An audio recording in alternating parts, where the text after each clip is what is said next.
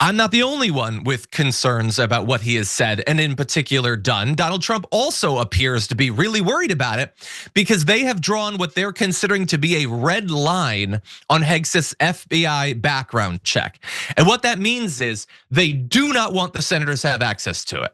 Now, they've got this little bit of cover where they say, well, not every senator needs to have access to it, not because it's super concerning what's in it, but only because Joe Biden's nominees also didn't have their entire FBI background check given to every senator, which, look, I think they all should be. I think that should be a standard that's applied to both Democrats and Republicans. But I will also say, and it's been a couple of years, so I could be forgetting, I don't think that any of Joe Biden's nominees were credibly accused of being not only serial adulterers, but also rapists. There could be. It's been a few years, but I don't remember that. And so, yeah, when you have those sorts of accusations against you, I don't know, people are kind of curious and they think that maybe they should know a little bit about that. Now, as well as the constant on the job alcoholism and all that. This is serious stuff that probably should be investigated. Now, there are only 2 people on the Armed Services Committee that had access to that. One of them was Jack Reed, and look how that got him fired up. And so you can probably imagine why the Trump team would not want everyone to get access to that. Apparently it's scathing. And so anyway, there are others commenting on this. Senator Richard Blumenthal and other Democrats said there are significant gaps and inadequacies in the report, including the failure to interview some of the key potential witnesses with personal knowledge of improprieties or abuse. So what they're referring to there is the accusation of sexual assault coming from a woman in Monterey, California back in 2017. He says the encounter was consensual and no charges were brought, although he later paid the woman an undisclosed amount of money to enter into an NDA so that we would not, in his mind, hopefully ever find out the details of it. Okay, so he is now presenting that throughout the hearing as he was completely cleared, which is not a thing that happened. The charges were relayed. No charges were actually put forward against him. That does not mean they did a full investigation and decided that there was nothing to what she said. That's not at all what that actually means. And we'll return to what it means that he at least admits that he had the sexual encounter.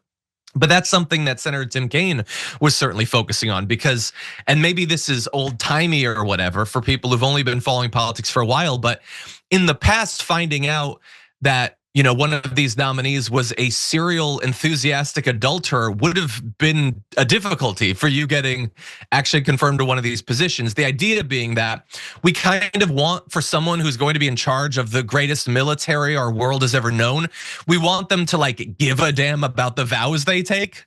And when you just periodically throughout your life violate the most sacred oaths that you've sworn, most people consider that to be a bad thing. And so the full in-depth back and forth with Tim Kaine and Hegseth, that was happening too recently to our show. So we're probably gonna cover that tomorrow, but Tim Kaine got in some good attacks there. Now, Hegseth has a defense. He says, it literally doesn't matter what I used to do because something Jesus, and so now I'm good. He says, quote, I have failed in things in my life and thankfully I'm redeemed by my Lord and Savior Jesus, which is just only the most convenient thing. Isn't that great? That you can just say, despite no evidence throughout your actual life that you give a damn about any of the dictates of your religion, that thanks to the religion, I'm good. Because this person that you can't talk to, you can't check with them or whatever, he exists in the sky. He said, I'm forgiven, so I'm fine. He even says, and thankfully I'm redeemed. I guess that would be thankful if someone who doesn't literally exist in a way that they can be questioned says that it's all cool. And by the way, obviously I'm an atheist or whatever, so you can say that this isn't my place to speculate about. It is one thing to say that you've engaged in an extended period of trying to, make amends for the ethical violations, the violations of your religious faith or whatever.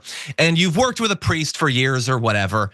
I would personally say that when there's no evidence that you've actually done that, it's just a thing that you say that you did, and you've only done it right when you're trying to get an awesome job. It doesn't really seem super serious. It doesn't seem authentic. But in particular, that doesn't mean that you get the position, right? You can seek redemption for your soul. You can seek redemption so that you can someday get to heaven or whatever it is that you believe. That doesn't mean we don't get to have major concerns about the fact that you've led an absolutely wild life where you've seemed to care about nothing except whatever it is that you want right then. Whatever you want, you're gonna take. It doesn't matter if it involves allegations of sexual assault. It doesn't matter if you're drunk on the job constantly. You can seek redemption in your personal life for your soul with your priest or whatever.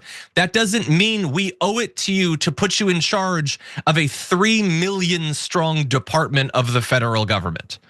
But anyway, he thinks it's a foolproof strategy. Something, something, Lord, something, something, Savior, Jesus, I guess I'm fine. His other defense is they're just mad at him because he's a change agent and I'm a threat to them.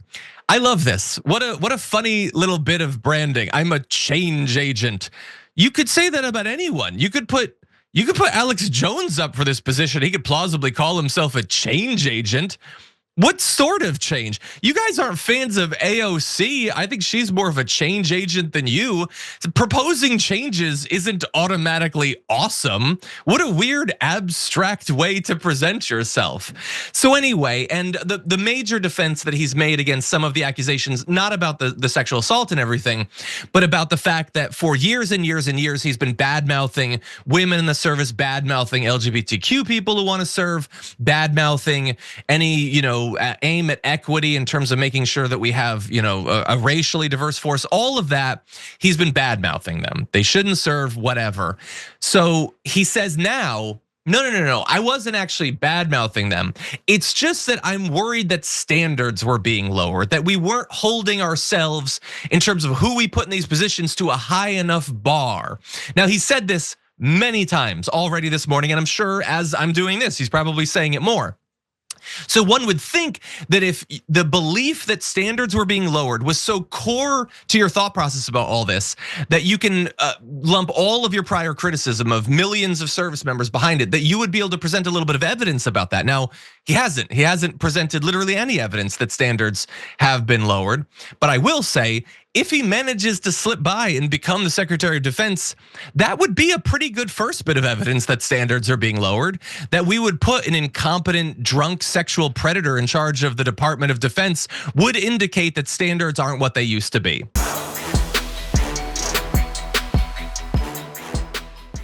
When you click the join button and become a tier 2 member, you get access to all of our weekly top 10 lists. What are you waiting for?